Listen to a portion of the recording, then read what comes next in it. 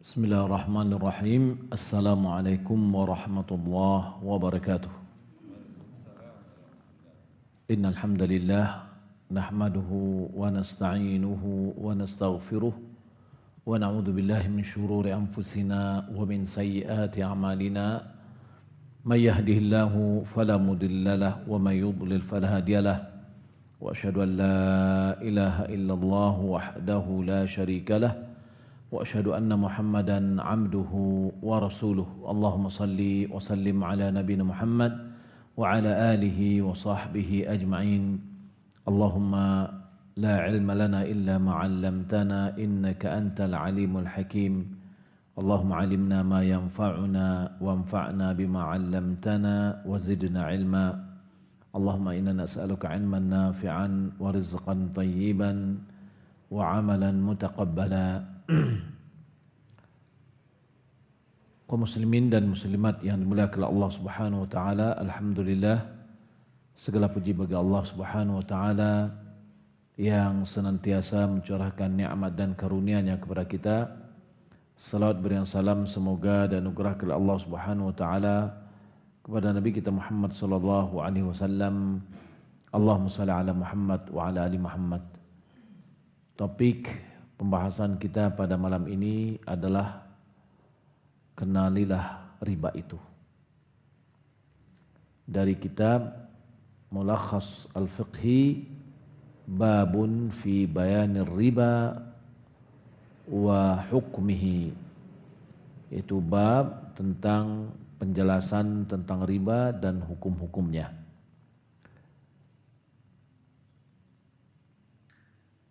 Karena pembahasannya sedikit panjang, maka kita akan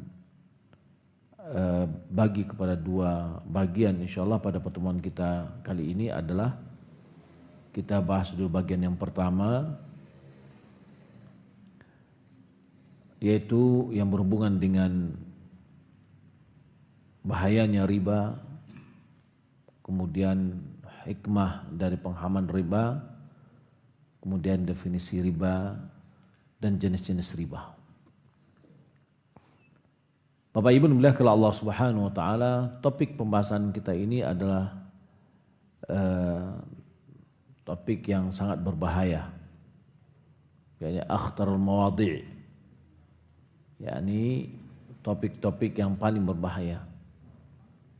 Yaitu topik tentang riba.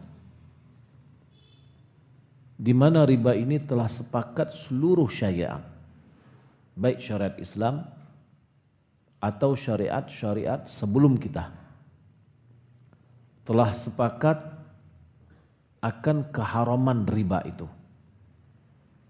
Jadi orang-orang Yahudi dan Nasrani dalam syariat mereka bahwa riba itu adalah haram.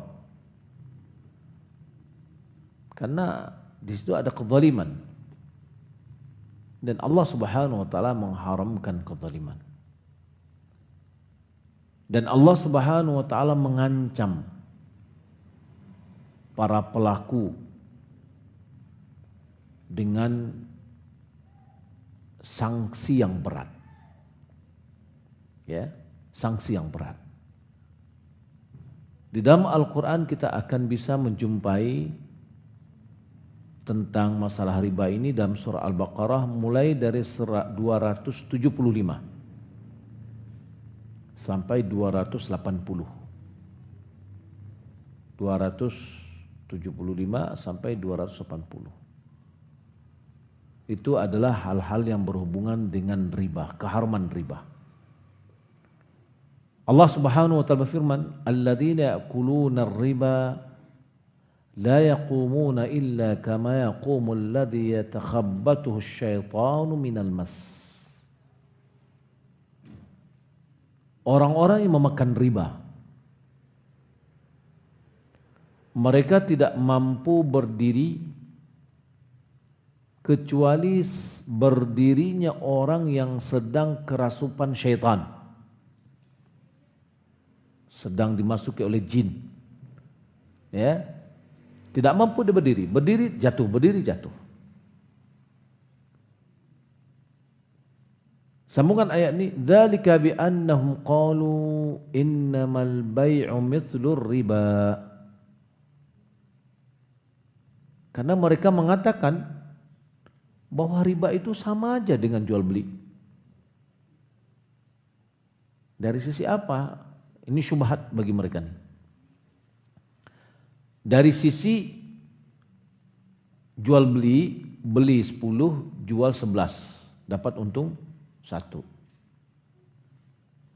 Riba gitu juga katanya. Dipinjamin 10, dikembalikan 11. Dapat untung 1. Sama-sama dapat untung.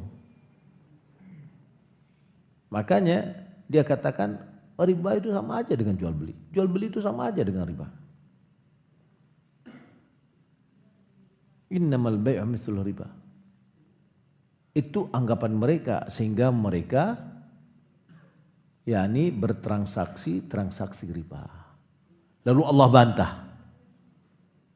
Apa bantahan Allah? Wa halallahu al-bai'a wa harramar riba. Allah halalkan jual beli dan Allah haramkan riba. Berarti jual beli dengan riba itu tidak sama. Jual beli adalah memindahkan hak kepemilikan dengan diberikan ganti rugi. Rumah yang dijual, rumah A dijual ke si B. Rumah ini milik si A pertamanya. Ketika dipindahkan kepada si B, lalu si B memberikan ganti rugi kepada si A. Itu namanya jual beli. Ketika ibu-ibu pergi ke pasar, mau beli daging, nggak punya daging, beli daging, ambil daging, kasihkan uang. Jadi daging tadi yang tadinya punya pedagang sudah menjadi milik kita dengan cara memberikan ganti ruginya, yaitu uang. Itu halal. Ya. Apakah nanti ketika dia sudah bertransaksi, misalkan seorang menjual rumahnya kepada si A atau rumah si A jual kepada si B, berapa harganya? 1 miliar. Ya, saya nggak punya uang, tapi saya bisa mencicil. Setiap bulan saya cicil sekian, setiap bulan saya cicil sekian. Boleh nggak? Boleh. Malah itu keringanan. Ya, kemudahan. Boleh dicicil. Tapi dengan catatan sudah ada kesepakatan berapa harganya. Ya, itu jual beli. Oh, terlambat uang pembeliannya, ya udah. Ditunggu sampai dia lapang, dia bayar. Tapi tidak boleh ditambah. Taib. Lalu riba, apa riba? Riba adalah mengambil kelebihan yang disyaratkan, ya, yang diambil oleh yang menghutangkan dari orang yang berhutang. Kelebihan itu sebagai apa? Sebagai kompensasi dari waktu yang diberikan. Jadi dia mengambil uang yang disyaratkan, dipinjam 10, dikembalikan 11. Berapa tambahannya? 1. Satu itulah riba. Apa riba? Tambahan yang disyaratkan.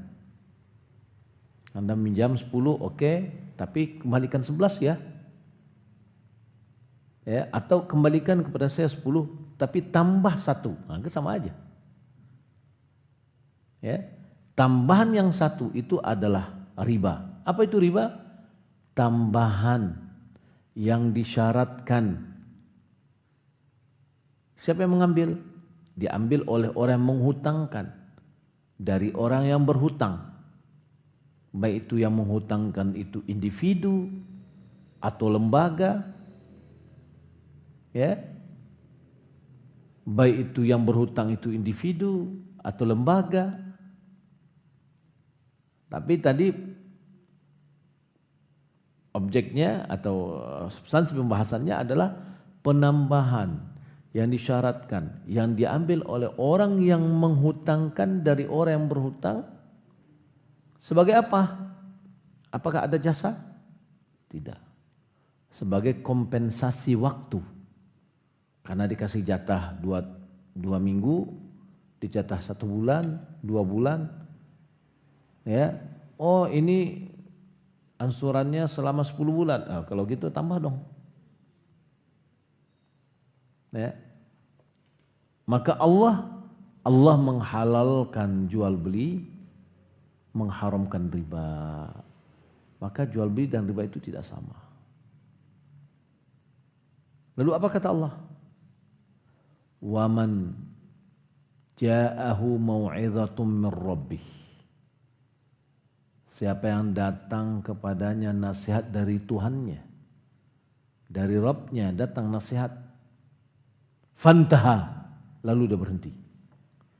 Ini maksudnya baru dia sadar, oh ternyata riba itu haram ya. Saya anggap dulu biasa-biasa aja. Ya, saya sudah rentenirkan uang saya ini. Setiap orang minjam saya syaratkan, ya, harus ditambah. Setiap dia harus tambah dan seterusnya. Hasilnya sudah numpuk nih. Dari hasil tambahan-tambahan ini saya sudah beli mobil, saya sudah beli tanah, saya beli rumah dan seterusnya. Ternyata ketika datang tahu dia, oh riba itu haram ya. Ya, berarti saya sudah menzalimi. Kalau gitu saya berhenti, enggak mau. Riba, udah. Siapa yang datang kepada nasihat dari Rabbnya lalu dia berhenti, falahu ma salaf. Uang yang sudah dia kumpulkan sebelumnya itu sudah milik dia. Halal bagi dia.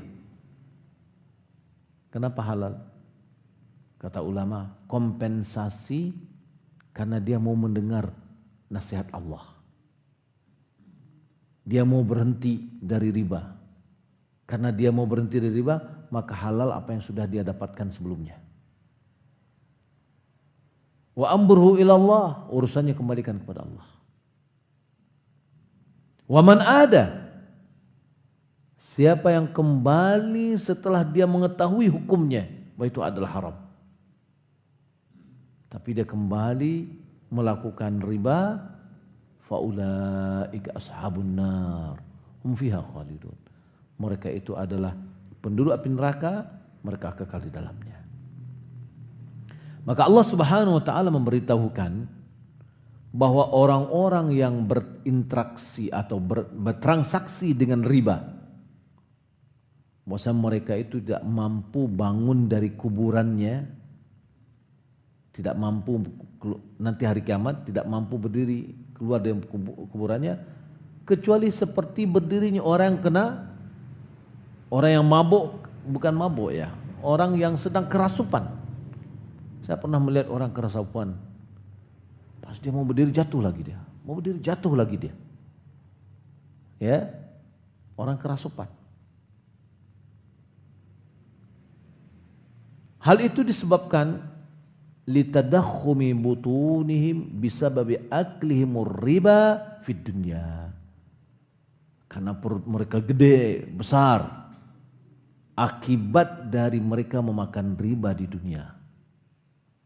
Perutnya besar sehingga dia tidak bisa berdiri. Kecuali berdiri jatuh, berdiri jatuh, berdiri jatuh. Seperti orang kerasupan. Ya, kemudian Allah mengancam di ayat yang terakhir kita sebutkan tadi, Allah mengancam orang yang kembali memakan riba setelah dia mengetahui hukumnya, keharamannya, bahwasanya dia adalah penduduk api neraka kekal di dalamnya. Sebagaimana kita katakan, wa man ada, Allah berfirman, siapa yang kembali, faulaika ashabun nar hum fiha khalidun. Itu ayat 275. 276 Allah memberitahukan bahwa Allah menghapus keberkahan harta riba. Enggak ada berkahnya. Apa itu berkah? Berkah itu adalah ziyadatul khair. Bertambahnya kebaikan. Yang sedikit memberikan manfaat yang banyak, itu berkah namanya. Yang banyak semakin memberikan manfaat yang banyak, itu namanya berkah. Tapi banyak, tapi tidak ada memberikan manfaat. Piti banyak sebentar habis. Rasanya tidak ada yang laki. Utang masih menumpuk. Ya?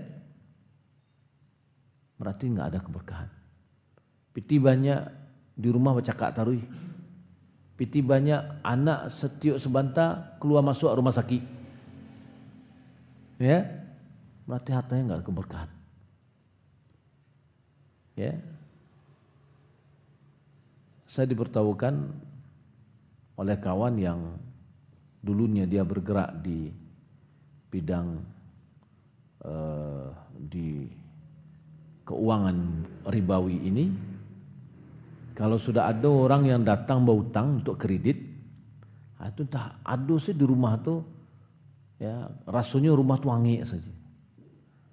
Atau anak ada yang sakit, silih berganti anakku sakit. Tapi kalau tidak ada orang berhutang, anak dah sakit dah. Ya, ini enggak ada keberkahan terhadap harta riba. Allah mengatakan yamhaqullahu riba, ay yamhaqu barakatal mal alladhi khalatahu riba. Allah menghapus keberkahan harta yang bercampur harta itu dengan riba. Ya, kita dapat ada yang halal, ada yang haram, ada yang riba. Bercampurnya di rumah. Hilang keberkahannya. Ada kawan di Padang itu, dia cerita sendiri. Awal dia buka usaha, ya, awal dia buka usaha, murni usahanya dari harta halal. Ya, lalu berkembang sampai nilai hartanya 1,5 M.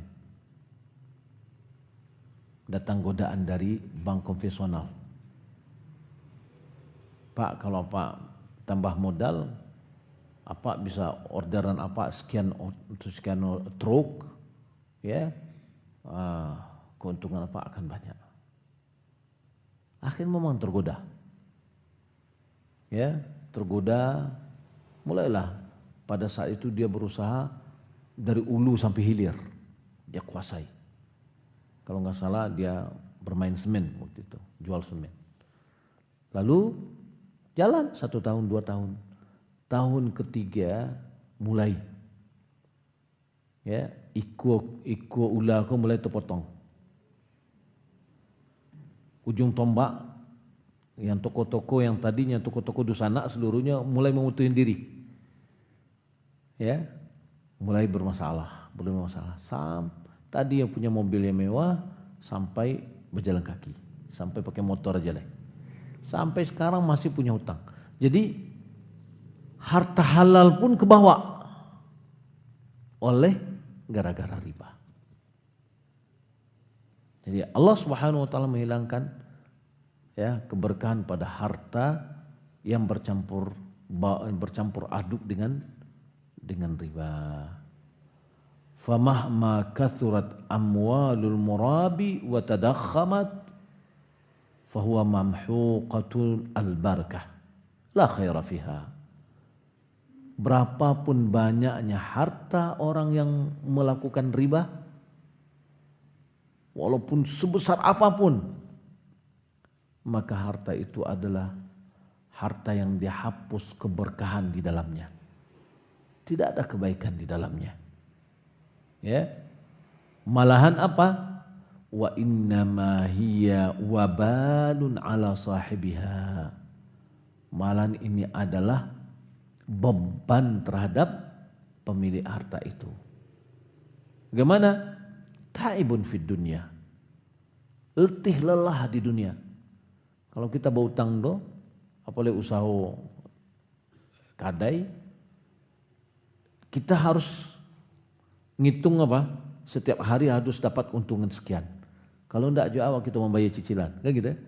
Kembali awak membayar bungonya, harus datang adu beralek, kalau beralek, payuk beralek, tutiklah kadai. Anu salah, biarlah beralek lalu sana kau, pokoknya awak buka, buka kadai. Kalau tidak bawa menutupnya, letih lelah dari belakang. Sebenarnya kita hanya mencari keuntungan untuk orang. Mencari keuntungan untuk orang. Kelelahan di dunia. Wa adzabun fil akhirah.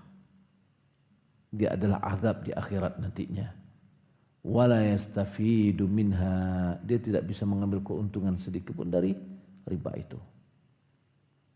Saya pernah diceritakan salah seorang kawan kita di Teluk Kuantan. Ketika kita ngaji ke sini, dia bilang, Ustaz, alhamdulillah ambolah bebas dari riba. Ya, kalau dulu nyo tetap harus magih bungonya setiap bulan itu kurang lebih 40 sampai 60 juta setiap bulan. Kinilah bebas. Ya, dahulu Ustaz katanya ndak bisa ambo menutik kadai kodo. Harus buka kadai terus. Kini setelah bebas, ambo pai beralih ke Jakarta 2 minggu ambo ndak buka kadai. Sampai bos dari Medan katanya, angkuku masih berdagang tuh ndak go katanya. Ndak ada beban. Ya.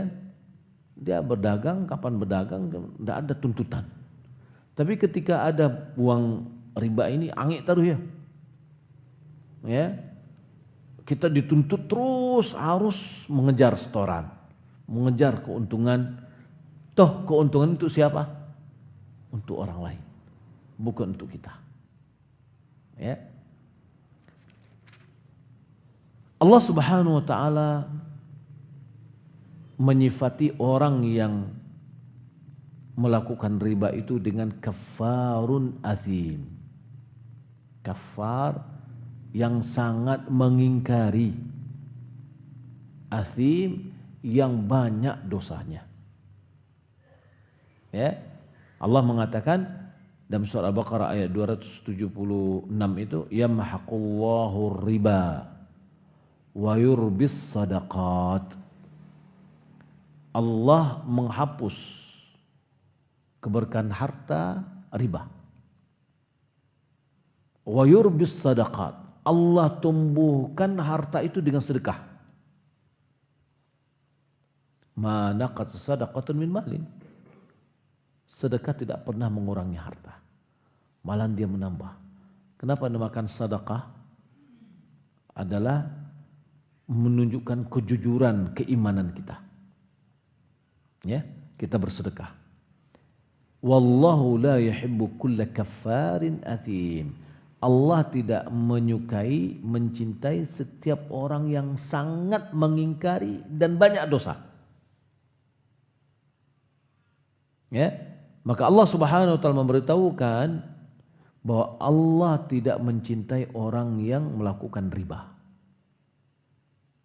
Itu satu. Yang kedua, orang yang melakukan riba itu terhalang dari kecintaan Allah. Dia tidak mendapatkan kecintaan dari Allah.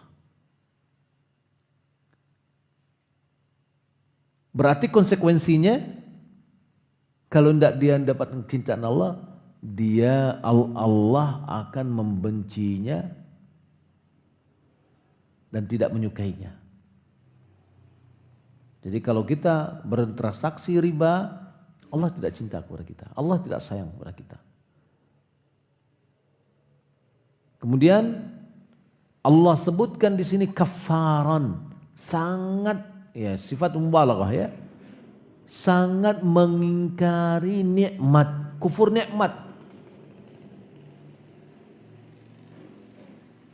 Ba'ada ngufur nikmat. Allah sudah berikan nikmat kepada kita, kekayaan. Yang seharusnya kita imbangi dengan banyak bersedekah, banyak membantu orang dengan harta yang Allah berikan. Ternyata tetap juga kita menjepit orang-orang miskin. Ya, berarti kita mengingkari nikmat Allah. Kufur nikmat ini tidak mengeluarkan seseorang dari Islam. Wa huwa kafaratun li ni'matillah. Maka dia sangat-sangat mengingkari nikmat Allah. Ya. Kenapa? Dia tidak menyayang orang yang susah. Tidak membantu orang yang fakir, tidak menangguhkan orang yang susah. Belum ada uang, tetap juga dirusak. Kalau engkau nggak dapat bayar, ya udah tambah, ya, semakin menyusahkan. Atau maknanya adalah kufur yang menyebabkan dia keluar dari agama Islam apabila dia menghalalkan riba.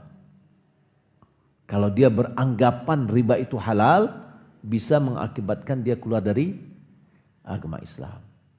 Karena dia menghalalkan apa yang diharamkan oleh Allah.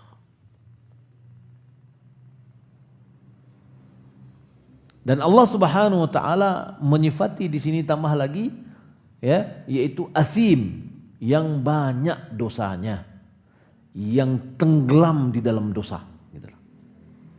Ya.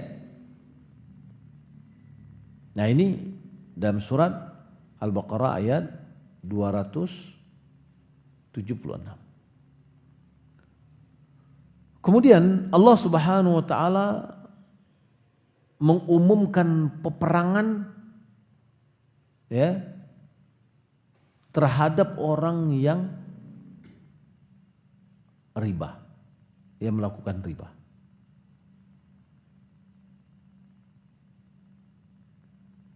Kenapa? Karena orang yang bertransaksi riba itu adalah musuh bagi Allah dan Rasulnya.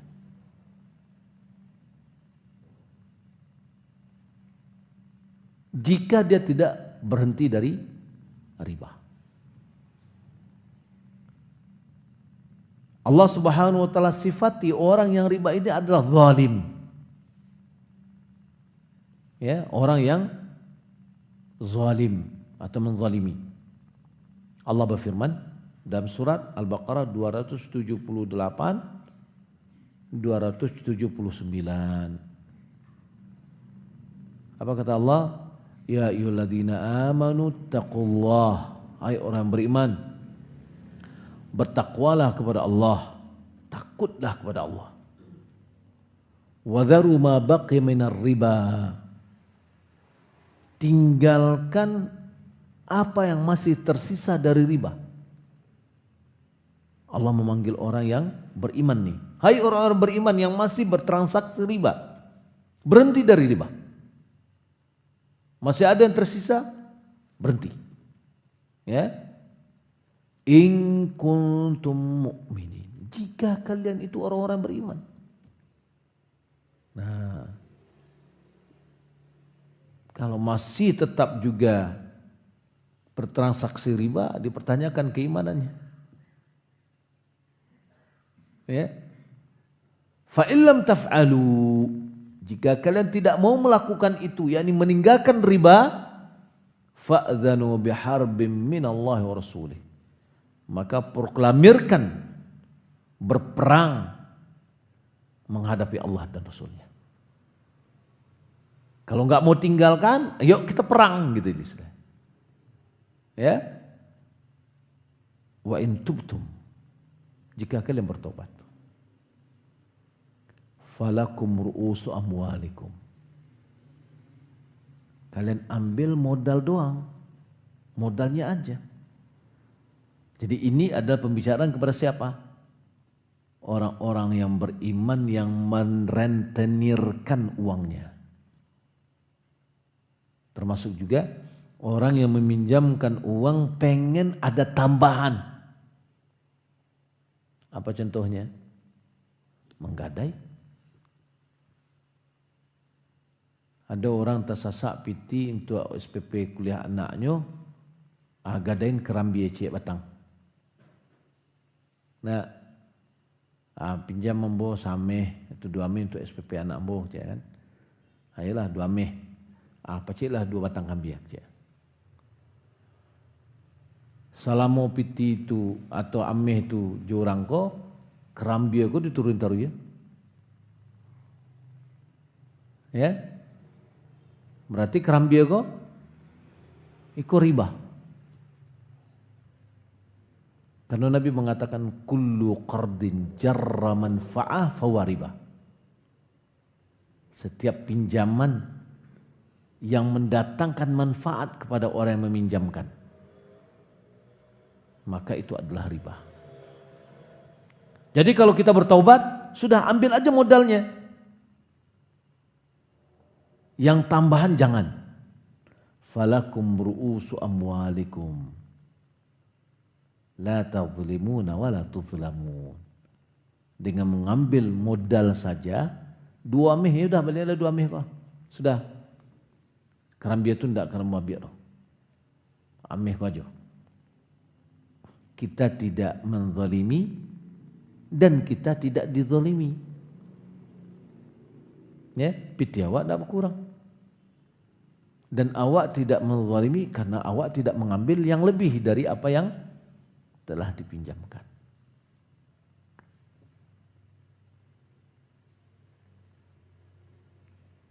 Itu adalah ayat-ayat yang mencela dan mengancam orang-orang yang bertransaksi riba. Ada juga hadis-hadis yang mengancam, ya, mengancam dari sunnah Nabi SAW.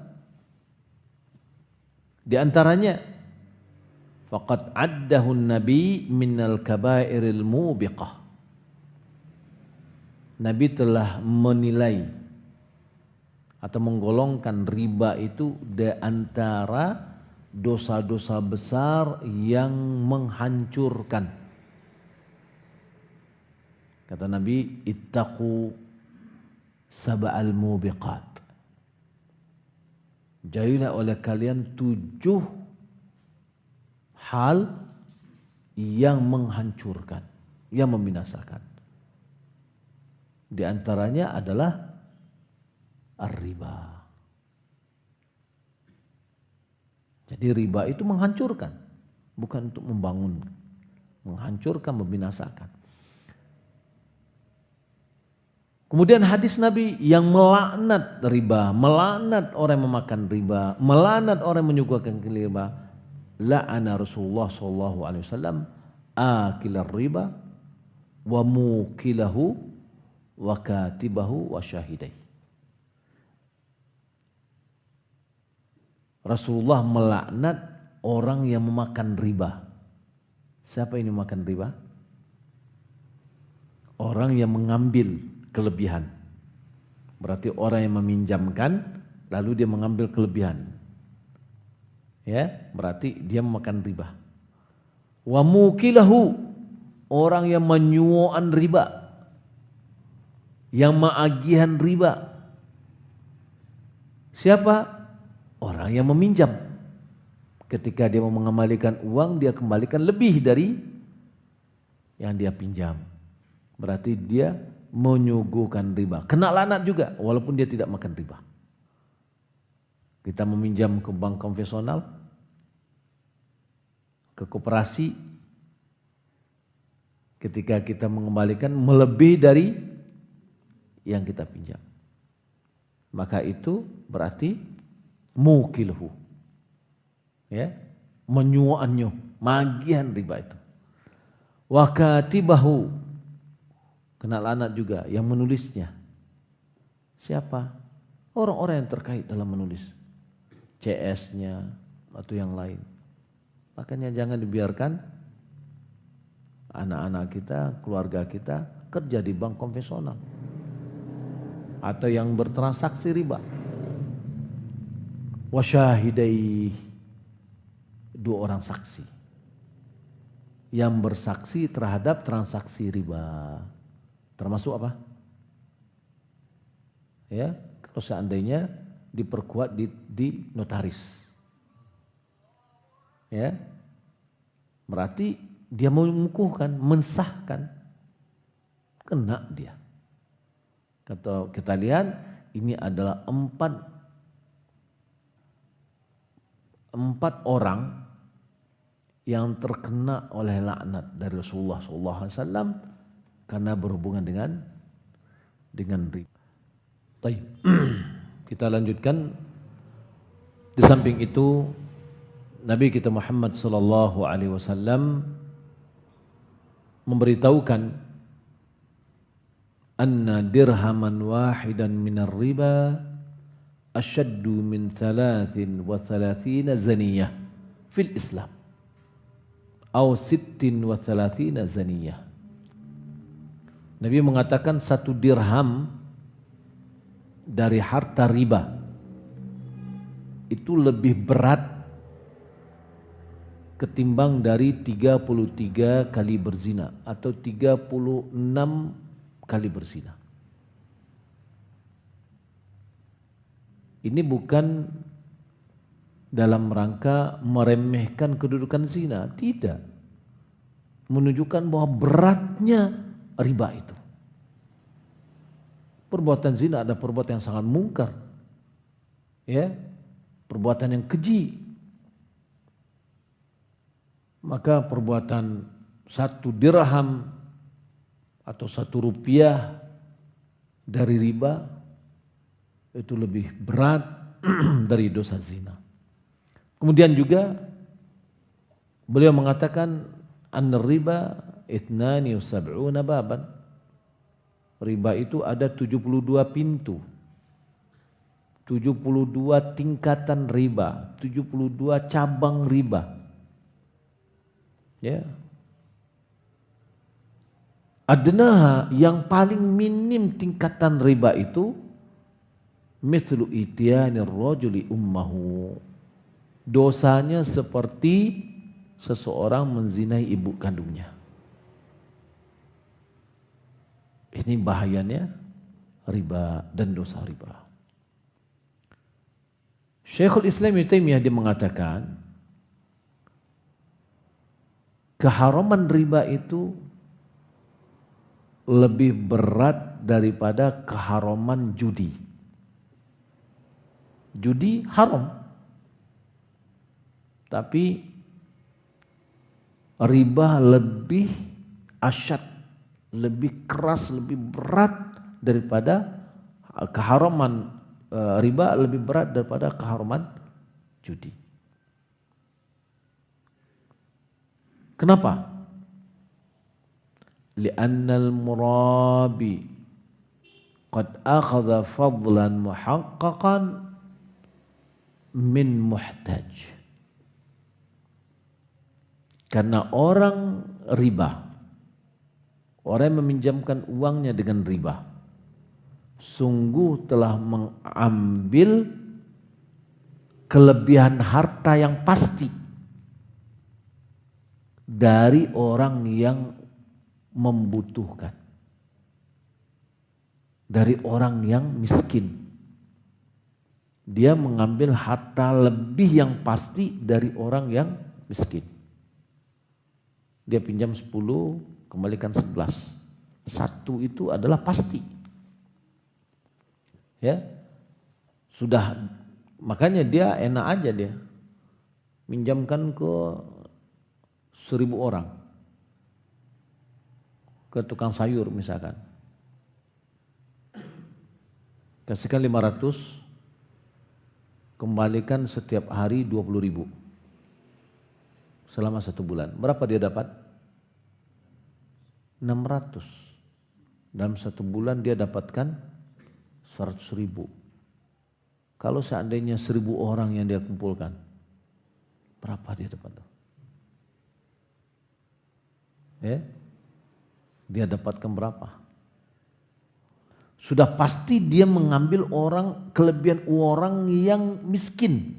Udah pasti, nggak bisa, ya hitungannya udah pasti. Ya. Adapun orang yang berjudi, ikut berjudi, terkadang dia dapat untung, terkadang enggak. Judi haram. Ketika dia menang, berarti dia mengambil harta orang lain. Ya. Tapi ketika dia tidak menang, hartanya hilang. Sementara kalau riba, sudah pasti orang yang meminjamkan mengambil uang yang lebih dari orang yang miskin. Nah, maka beliau menjelaskan bahwa riba merupakan kezaliman yang pasti. Ya, kezaliman yang pasti. Kenapa? Karena di dalam riba itu orang kaya menguasai orang miskin. Orang kaya mengambil harta orang miskin. Itu dalam riba nih, nggak mungkin dalam riba itu orang miskin ngambil harta orang kaya, nggak mungkin. Karena orang kaya meminjamkan uang kepada orang miskin, lalu orang miskin mengembalikan lebih. Berarti orang kaya mengambil harta orang miskin. Berbeda dengan judi. Orang judi terkadang ketika yang berjudi itu orang fakir, dia menang berlawan dengan orang kaya, dia mengambil uang lebih dari orang kaya. Ya. Dan terkadang kedua orang tadi boleh jadi yang bermain sama-sama kaya, boleh jadi yang bermain sama-sama orang miskin. Atau yang mainnya adalah antara orang kaya dan orang miskin. Orang miskin menang, dia ngambil uang orang kaya lebih banyak. Tapi dengan orang di riba, dia sudah pasti orang kaya menguasai orang miskin. Menarik uang dari orang miskin. Ya. Maka beliau mengatakan wa huwa aklu malin bil batil. Dia adalah memakan harta dengan cara yang batil. Maka Allah Subhanahu wa taala mengharamkannya. Ya. Lakin laisa fihi min zulmil muhtaj wa dhararihi ma fir riba. Yakni di dalam judi itu memakan harta orang secara batil, haram. Ya. Akan tetapi kezaliman yang ada pada judi tidak sama dengan kezaliman yang ada pada riba. Kezaliman yang ada pada riba lebih berat. Wa ma'lumun anna zulmal muhtaj a'zamu min zulmi ghairi muhtaj. Menzalimi orang miskin lebih zalim daripada menzalimi orang yang tidak miskin. Orang terjepit, kita minta tambah lebih tinggi. Kita minta lebih. Kita tidak menolongnya, tapi malahan memberi beban kepadanya. Dan ini lebih zalim lagi. Kemudian memakan harta riba merupakan sifat orang Yahudi.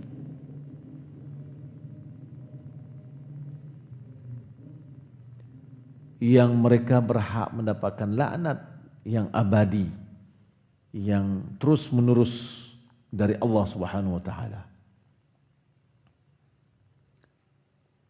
Allah berfirman di dalam surat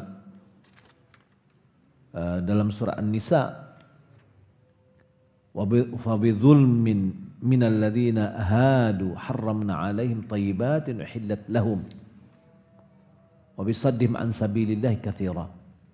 Disebabkan karena kezaliman dari orang-orang Yahudi, maka kami haramkan kepada mereka apa yang baik-baik. Ya, apa yang dihalalkan kepada mereka sebelumnya. Karena kezalimannya akhirnya mereka diharamkan. Dan disebabkan juga karena mereka berupaya untuk menghalangi orang dari jalan Allah. Ini perbuatan Yahudi. Makanya dia terhalang. Wa akhdhihimur riba, disebabkan karena mereka mengambil harta riba. Wa qad nuhu anhu, sementara mereka telah dilarang untuk memakan harta riba. Jadi orang Yahudi juga dilarang untuk makan riba. Sebagaimana dari awal kita sebutkan, semua syariat sepakat akan keharuman riba. Ya. Wa aklihim amwalan nas bil batil. Ya, wa aklihim amwalan nasi bil batil. Dan karena disebabkan mereka memakan harta manusia dengan cara batil. Wa atadna lil kafirin minhum adzaban alima. Kami siapkan bagi orang-orang kafir di antara mereka azab yang pedih. Disebabkan karena yang tadi mereka terhalang dengan kebaikan dari Allah Subhanahu wa taala. Ya, kalau kita lihat riba ini juga adalah penyebab datangnya azab. Karena Nabi mengatakan tidaklah di satu kampung tersebar di situ zina dan riba kecuali mereka telah mengundang azab Allah. Ya, jadi rentenir kalau seandainya udah ramai setiap rumah meminjam uang secara rentenir atau meminjamkan uang secara rentenir dan seterusnya, ya tunggulah azab Allah. Bapak Ibu belakang Allah Subhanahu wa taala, apa hikmah di dalam pengharaman riba itu? Ada beberapa hikmah di dalam pengharaman riba. Yang pertama, karena di dalam riba tersebut terdapat memakan harta manusia tanpa hak. Makanya diharamkan.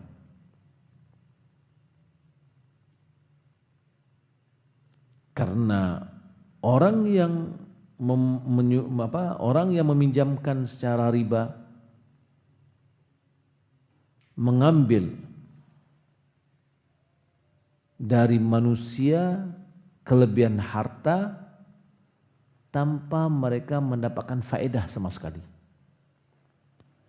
Ya, maksudnya tidak ada kompensasinya. Dia ini butuh bantuan, lalu dibantu, ya, karena terjepit, maka tidak ada di situ pamrih, karena dia bersifat sosial. Kalau misalkan bolehnya kita mengambil harta orang kalau seandainya ada barang yang kita kasih atau ada pekerjaan yang kita kerjakan, jasa. Maka boleh kita mengambil uangnya. Kalau di riba enggak barang, enggak jasa. Ya, tidak ada sebagai imbalannya. Yang kedua, di dalam riba tersebut terdapat mencelakakan orang fakir, orang miskin, dengan melipat gandakan hutang kepada mereka di saat mereka tidak mampu membayar.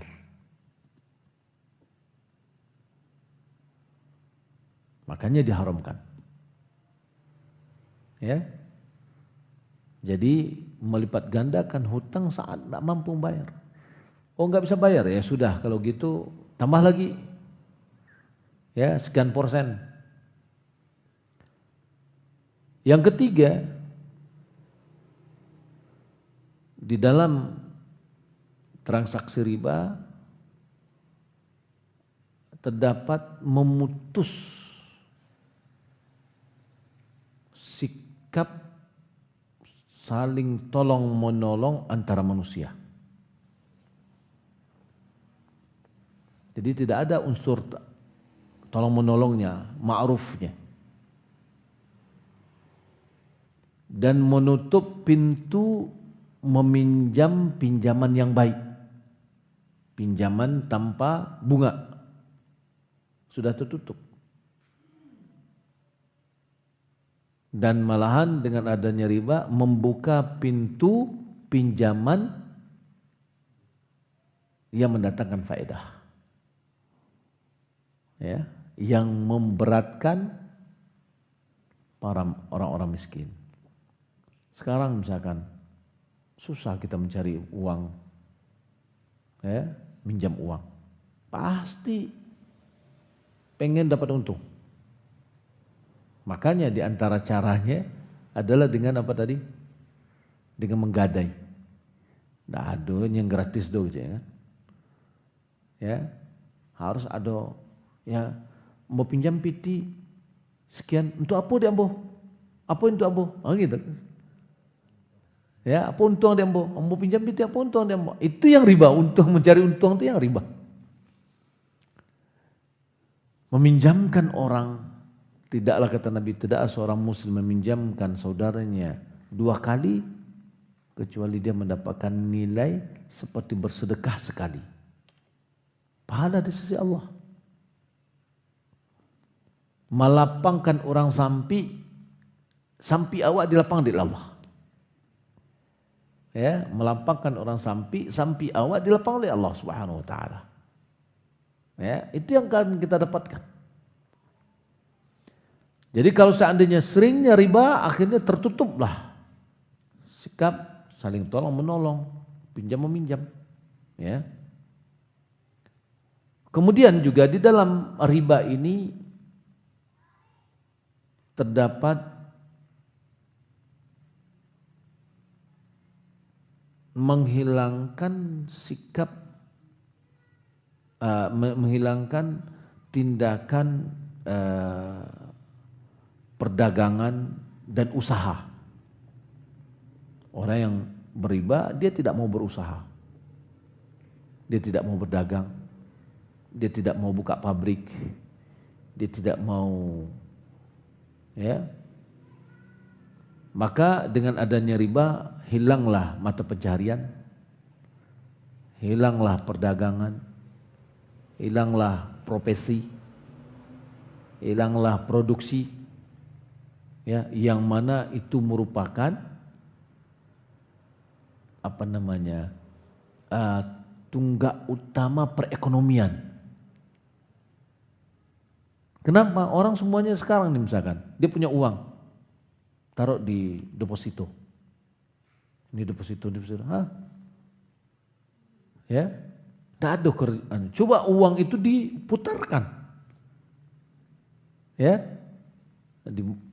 Ada 10 orang punya uang yang banyak, dia buka pabrik, dia bisa mempekerjakan orang, dia dapat keuntungan, orang lain dapat keuntungan, bergerak perekonomian itu. Tapi kalau semuanya adalah sudah main dengan riba, ya, karena orang yang beriba itu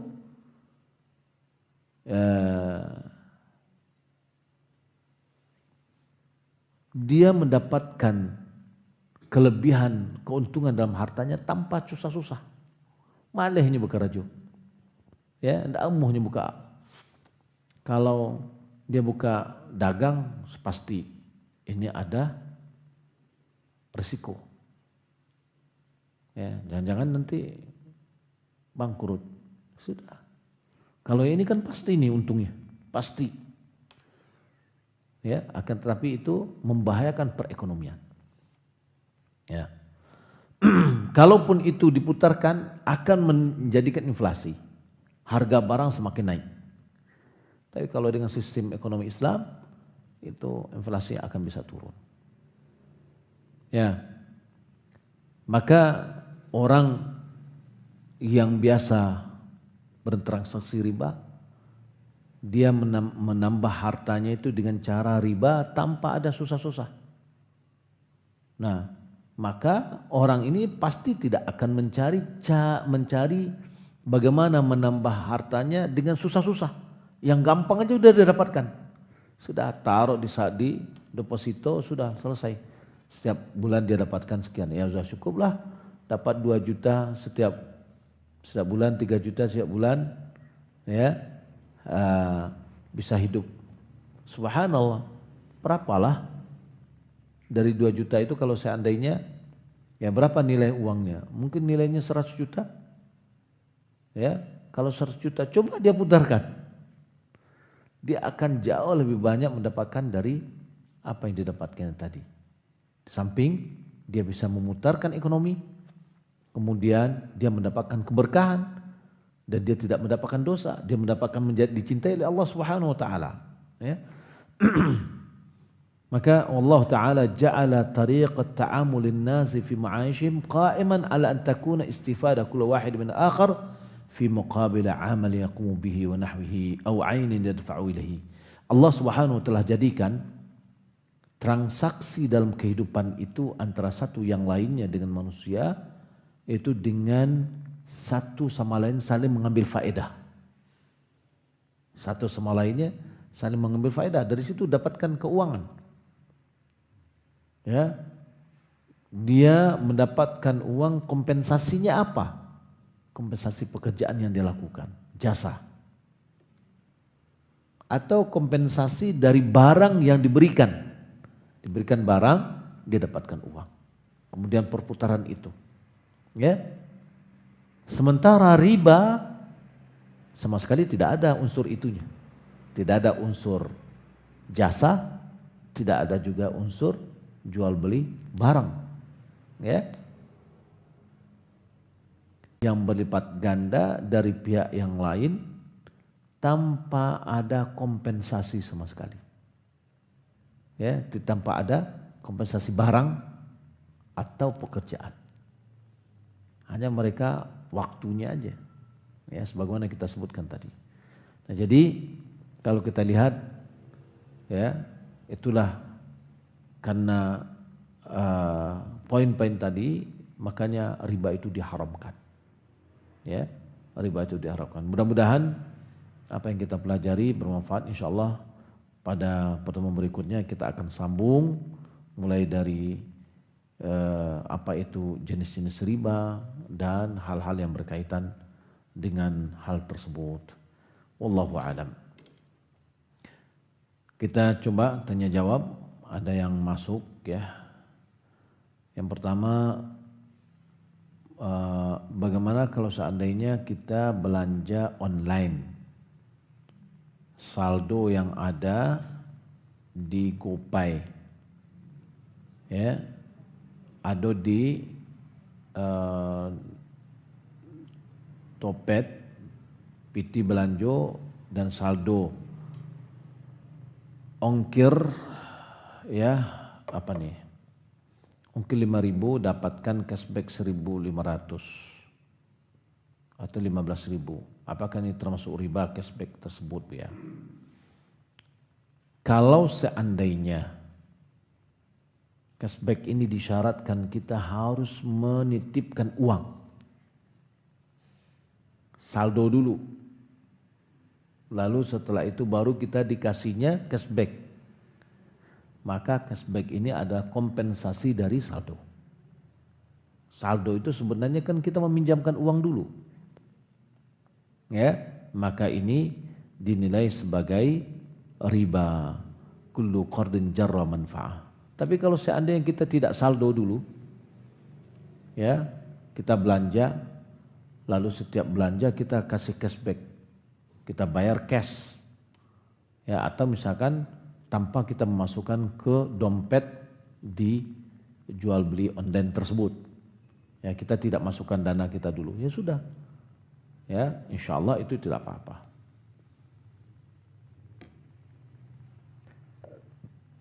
Ana seorang anak perempuan dari seorang anak perempuan dan seorang istri. Jadi rumah tangga ana diberi cobaan dengan suami yang agamanya buruk. Jadi kebutuhan ekonomi kami dalam kesulitan, jadi ibu ana menolong ana dengan meminjamkan ana modal. Beliau yang bayarkan ruko ana dan membelikan isi dagangan ana, tapi beliau mendapatkan uang itu dari pinjaman riba. Ana sudah berusaha mengingatkan ibu ana melihat tujuan beliau baik, tapi bagaimana ana caranya menasihatinya sedangkan semua sudah terjadi, ruko sudah dibayar dan isinya sudah dibeli. Jadi bagaimana ana menjalaninya untuk seterusnya? Ana takut salah bertindak kepada ibu ana, pinjam itu ibu ana yang bayar setiap bulan.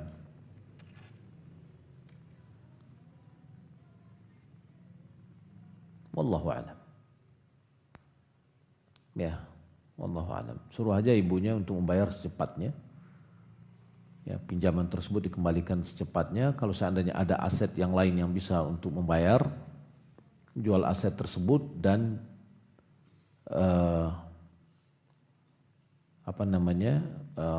agar lepas dari hutang atau cicilan tersebut.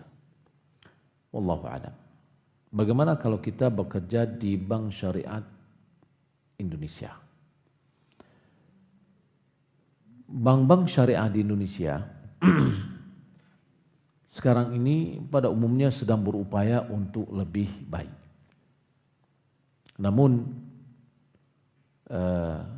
dari MUI dinyatakan bahwasanya bank konvensional itu adalah bank riba. Ya. Akan tapi di bank-bank syariah itu masih ada abu-abunya. Ya, masih ada abu-abu. Maka dalam hal ini ya, dak ma yaribuka ila ma la yaribuk. Tinggalkan yang meragukan kepada yang tidak meragukan. Ada yang halal ada, saya yakin ada yang halal di sana, transaksi yang halal ada. Tapi masih ya ada yang abu-abu. Bolehkah mensedekahkan baju kurung namun bercorak atau berwarna-warni tanpa memberi jilbab kepada orang lain, Ustaz? Mohon solusinya, karena ada baju ibu yang sudah meninggal tapi tidak tahu dikemanakan dan ayah nyuruh untuk menyedekahkannya. Iya, sedekahkan dan tambah jilbab. Ya, dan berikan kepada orang-orang yang kita mengetahui bahwa dia keluar dari rumah dengan memakai jilbab. Jangan diberikan kepada orang yang tidak menjaga auratnya. Ya, boleh jadi baju kurung itu dipakai di rumah, ya, atau tambah dia jilbabnya yang lebih besar, ya, itu tentu lebih baik dan lebih sempurna. Bagaimana hukumnya bila kita menerima baju seragam yang dibelikan dari hasil usaha koperasi simpan pinjam? Apakah kita termasuk anggota?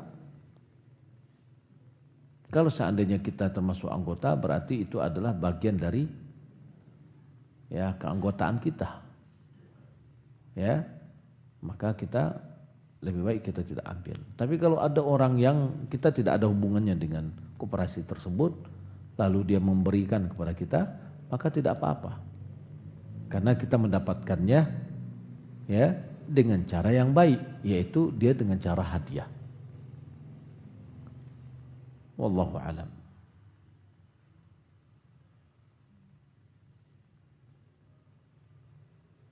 Bolehkah meminjamkan emas kepada pembangunan masjid, Ustaz? Sebelumnya sudah berwakaf ke masjid. Hasil jual emas tersebut digunakan untuk pelunasan hutang masjid ke toko bangunan. Pihak pengurus masjid menjadi saksi. Perjanjian akan diganti dengan bentuk emas dan tidak memiliki jangka waktu. Bolehkah ya Ustaz? Kalau seandainya yang dipinjamkan itu adalah emas, kita pinjamkan nih, ya emas boleh. Ya, kita pinjamkan emas, dikembalikannya emas boleh. Untuk biaya pelunasan hutang masjid misalkan. Namun kita tetap membayar zakatnya. Karena itu adalah punya kita, piutang kita. supaya tidak membayar zakatnya ada. Wakafkan emas itu. Ya. Jadi insya Allah akan dikembalikan oleh Allah. In tuqridullaha qardan hasana. Jika engkau meminjamkan kepada Allah pinjaman yang baik, yudha'afu lakum. Allah akan mengembalikan, yudha'ifu lakum. Allah akan mengembalikan, melipat gandakannya kepada kita. Karena qard itu adalah pinjaman sebagian harta yang kita berikan dikembalikan nilainya. Itu namanya qard, pasti dikembalikan. Kalau misalkan kita memberikan sebagian harta kita tidak dikembalikan namanya hibah. Ya. Nah, ketika kita untuk perjuangan, untuk masjid, untuk dakwah dan yang lainnya, itu adalah kita meminjamkan kepada Allah. Dan Allah akan mengembalikannya di dunia. Ya, yudha'ifhu lakum. Allah akan meminjamkan untuk kalian. Wa yaghfir lakum. Allah mengampuni dosamu. Ya, uang pasti akan dikembalikan oleh Allah. Nabi mengatakan mana qad sadaqatun min malin, sedekah itu tidak mengurangi harta. Jadi sudah. Kalau emas ini untuk apa kita mau menyimpannya? Apakah untuk anak kita? Anak kita ada rezekinya. Apakah dengan kita menyimpan emas ini kita makan atau tidak makan? Alhamdulillah makan. Ya sudah kita wakafkan, tambah lagi nilai wakaf kita untuk masjid, ya supaya pahalanya semakin besar lagi.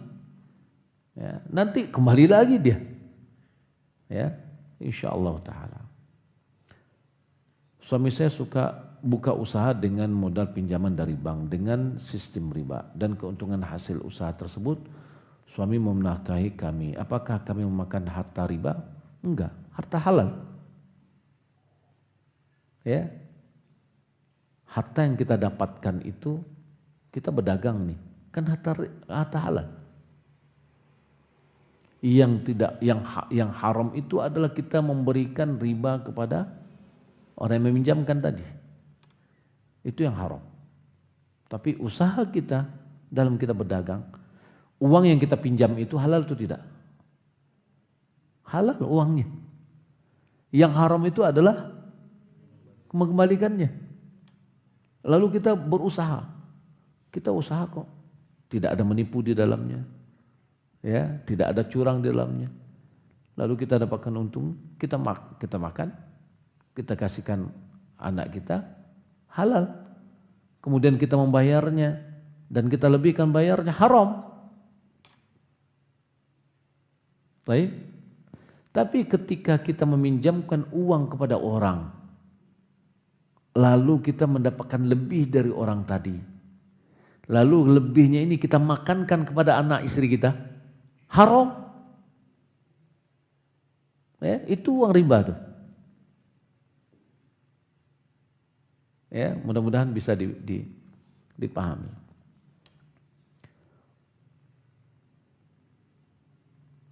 Saya pergi ke toko kenalan untuk membeli keperluan. Saat barang yang ingin dibeli akan dibayar, saya cek kantong saya ternyata lupa bawa uang.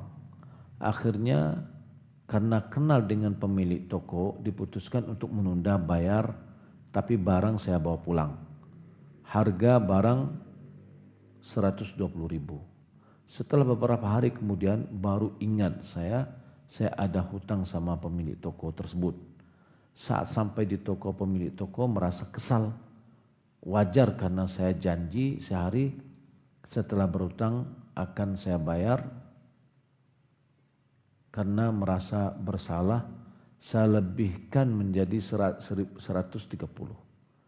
Tapi pemilik toko malah minta lebih lagi, menjadi 150. Karena saking kesalnya, akhirnya saya putuskan untuk bayar saja. Bagaimana dengan kejadian itu? Apakah ini transaksi riba? Apakah saya berdosa?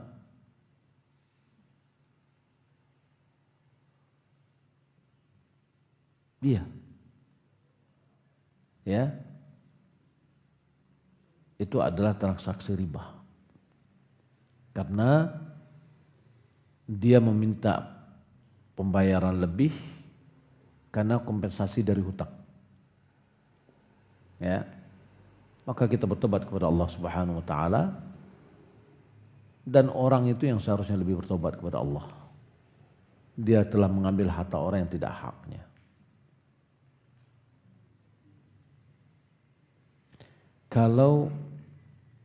Bagaimana kalau main burung?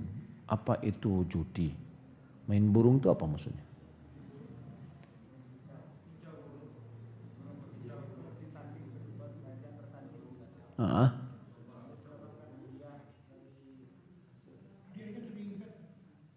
Kalau seandainya ada insetnya, maka itu judi jatuhnya. Kalau hadiahnya dari inset. Ya. Jadi burungnya, kicauan yang paling indah, gimana caranya? Ada apa standar itu?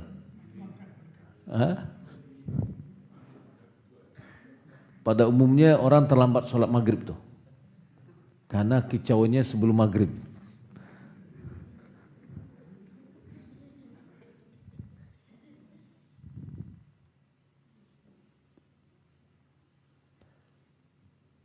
Anda mau tanya, riba itu kan lebih besar daripada zina. Jadi kenapa pelaku zina dalam syarat dirajam sampai dibunuh, sedangkan pelaku riba dibiarkan, walaupun dalam hadis diperangi Allah, namun kenyataannya dalam syarat dibiarkan. Baik. Ada nilai dosa, ada nilai bahaya yang secara aktual. Nabi SAW telah mengisyaratkan bahwasanya dosanya lebih besar daripada zina. Bukan berarti hukumnya harus lebih besar dan diberlakukan sebagaimana hukum zina, tidak. Nilainya, ya. Kemudian kalau seandainya, kenapa orang yang berzina dihukum rajam? Ya karena ini merusak tatanan kemasyarakatan, merusak nasab. Sementara kalau riba dia tidak merubah nasab. Ya. Zina kalau dibiarkan berbahaya. Kita sudah mengetahui tadi dampaknya. Jika riba dan zina bersebaran, itu akan mengundang azab dari Allah Subhanahu wa taala, sama-sama mendatangkan azab. Ya, kemudian dosanya besar dari nilai di sisi Allah Subhanahu wa taala, tapi perlakuannya tentu ya adalah tidak sama, ya, tidak diberlakukan hukum had yang sama.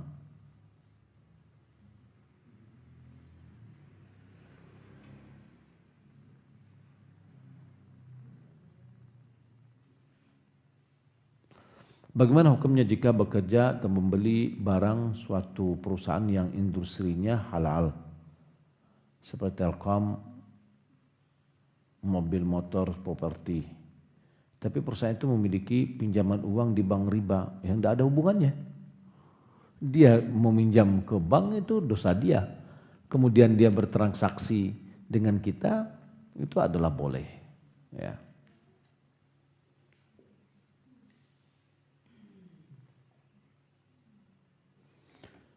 Kami menggarap sawah pusako. Para pendahulu kami telah menggadai sawah tersebut semenjak masih zaman penjajah Belanda. Berapa nilai sekarang tuh ya? Ya, berbahaya ini. Karena saya pernah waktu itu ada orang yang mau menjual tanahnya digadai. Itu gadainya Rp162. Rupiah ya, rupiah. Bukan rupiah ameh. Rp162 pada tahun kalau nggak salah 1932 atau 1942. Kalau dinilai sekarang itu sudah hampir 1 M kali gitu loh nilai tanahnya. Tapi kayak gitu. Carikan uangnya, kalau uang minjam uang, kembali uang. Walaupun nilai uang terjadi inflasi. Sekarang mencari uang 162 mana? bentuk uangnya ya. Tapi kalau mentransfer bisa,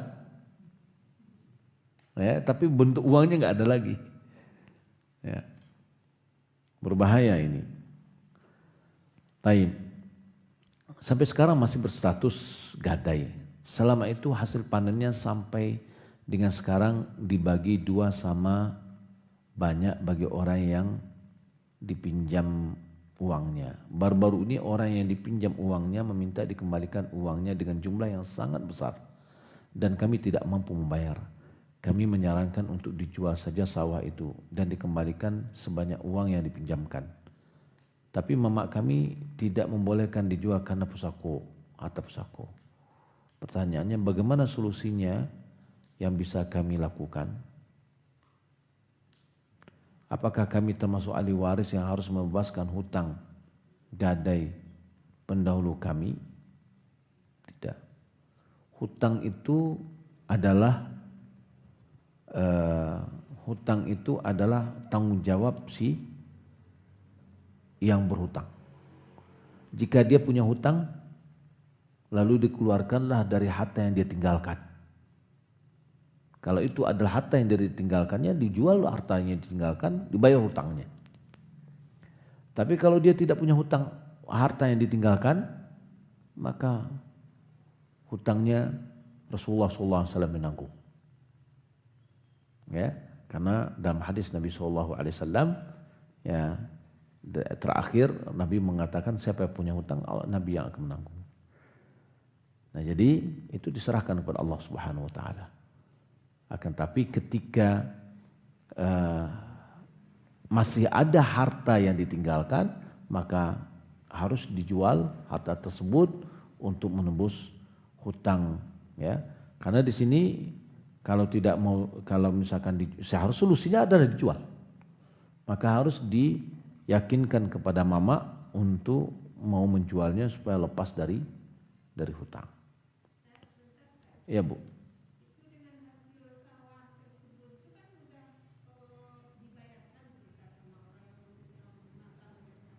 Betul.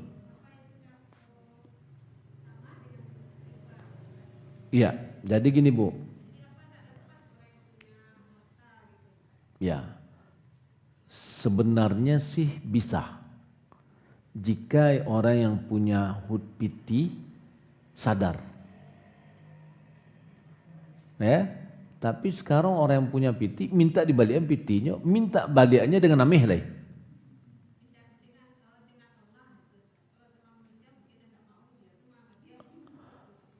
Oh gitu. Tapi dia masih menganggap dia sudah masih punya hutang. Ya, dia belum merasa bahwasanya hutang orang ini bebas. Maka dia tetap menuntutnya, gitulah. Ya. Kalaupun sebenarnya dia sudah tidak punya tanggung lagi, gitu ya. Wallahu a'lam. Solusi dalam gadai ini adalah imma annahu dia itu dikembalikan uangnya atau sudah dibebaskan. Ya, kita yang dahulu kita tidak tahu, misalkan kita yang meminjamkan uang kepadanya, lalu kita yang mengolah tanahnya, ya, ketika kita sudah tahu bahwasanya ini adalah uang yang kita pinjamkan ke dia, kemudian harta yang kita pakai, sudah kita kembalikan hartanya, kita bebaskan dia dari hutang, itu lebih aman. Ya, yang pertama, harta yang dia miliki juga tidak mengurangi apa yang kita makan. Sama sekali tidak mengurangi. Selama itu tidak ada yang miskin di antara kita. Nah, mudah-mudahan dengan kita membebaskan hutang tersebut dari orang yang berhutang, Allah Subhanahu wa taala akan memberikan keberkahan dalam harta kita. Wallahu taala alam, demikian yang dapat kita sampaikan, semoga bermanfaat. Insyaallah sisa dari kajian kita nanti insyaallah kita sambung pada Ahad yang keempat insyaallah taala. Demikian, wassalamualaikum warahmatullahi wabarakatuh. Wassalamualaikum warahmatullahi wabarakatuh.